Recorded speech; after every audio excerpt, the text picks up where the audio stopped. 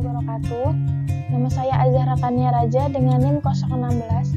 Hari ini saya akan mempresentasikan tentang permintaan dan penawaran, kurva tawar-menawar, dan nilai tukar perdagangan.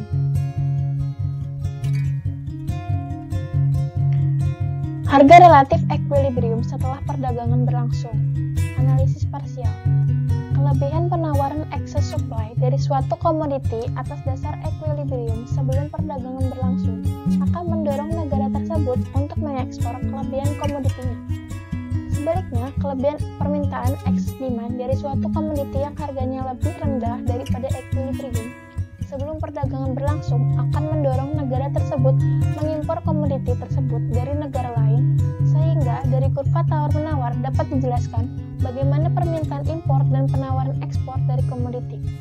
Perdagangan tersebut seberapa besar volume perdagangan dan harga yang relatif dari masing-masing komoditi dalam kondisi equilibrium pada kurva tawar-menawar setelah terjadinya perdagangan antar dua negara.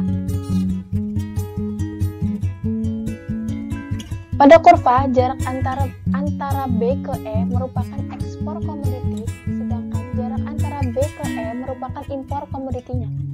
Pada panel A, PX atau PY lebih besar dari P1, maka pada negara 1 terjadi kelebihan penawaran komoditi X, sehingga kurva penawarannya pada panel B mengalami peningkatan. Kemudian, pada panel C, karena PX atau PY lebih kecil daripada P3, maka negara 2 mengalami kelebihan permintaan komoditi X. Pada panel B juga menunjukkan bahwa hanya pada tingkat P2, maka kuantitas impor komoditi X yang diminta oleh negara 2 akan persis sama dengan yang ditawarkan oleh negara 1. Dengan demikian, P2 merupakan PX atau PY atau harga relatif equilibrium setelah berlangsungnya perdagangan di kedua negara tersebut. Tapi jika PX atau PY lebih besar dari P2, maka akan terdapat kelebihan penawaran ekspor komoditi X, dan hal ini akan menurunkan harga relatifnya PX dan PY, sehingga akhirnya harga itu akan bergerak mendekati atau sama dengan P2. Sebaliknya, jika PX atau PY lebih kecil daripada P2, maka akan tercipta kelebihan permintaan impor komoditi X yang selanjutnya akan menaikkan PX atau PY, sehingga lambat laun akan sama dengan P2.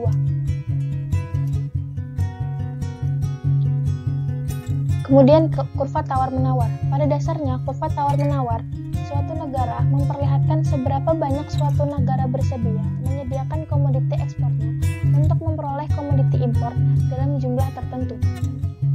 Itu berarti kurva tawar-menawar merangkum elemen-elemen permintaan dan juga unsur-unsur penawaran. Sekaligus dalam kalimat lain, kita dapat mengatakan bahwa kurva tawar-menawar dari suatu negara memperlihatkan sejauh mana kesediaan negara itu mengimpor dan mengekspor pada berbagai tingkat harga relatif yang tengah berlaku.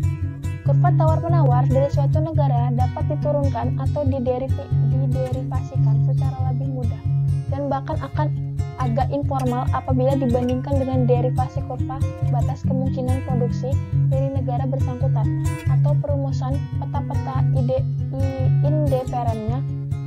Kemudian kita dapat menggunakan berbagai tingkat harga relatif hipotesis yang menjadi landasan berlangsungnya perdagangan yang sekaligus menjadi dasar perumusan kurva tawar-menawar. Perpotongan antara kurva tawar-menawar kedua negara dalam perdagangan akan menentukan posisi harga relatif komoditi equilibrium yang akan menjadi landasan berlangsungnya perdagangan di antara dua negara. Perdagangan tersebut seimbang dan terjadi pada harga relatif equilibrium. Kemudian nilai tukar perdagangan. Nilai tukar suatu perdagangan didefinisikan sebagai rasio harga ekspor komoditi suatu negara terhadap harga impornya.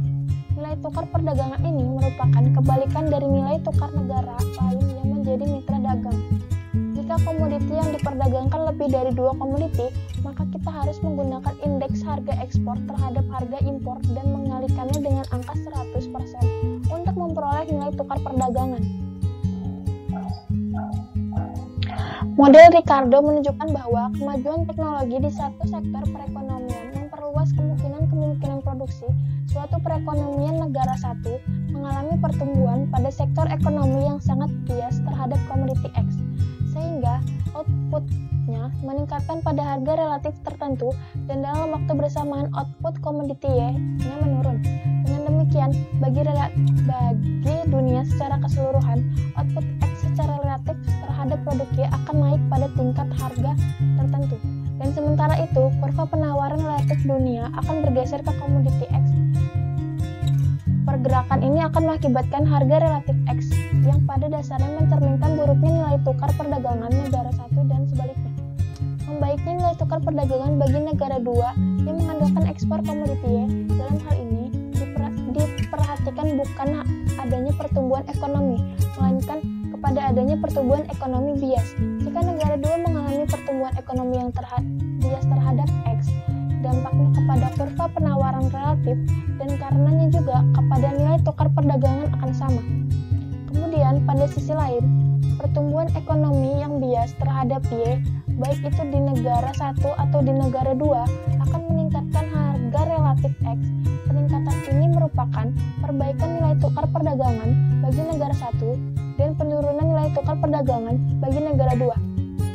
Pertumbuhan yang tidak proporsional akan memperluas kemungkinan produksi suatu negara ke arah barang yang tidak proporsional dan akan memperluas kemungkinan produksi suatu negara ke arah barang yang diekspor, yakni X di negara satu dan Y di negara dua.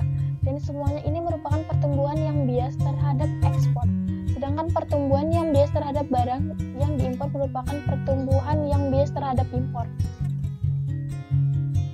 Kegunaan model perdagangan.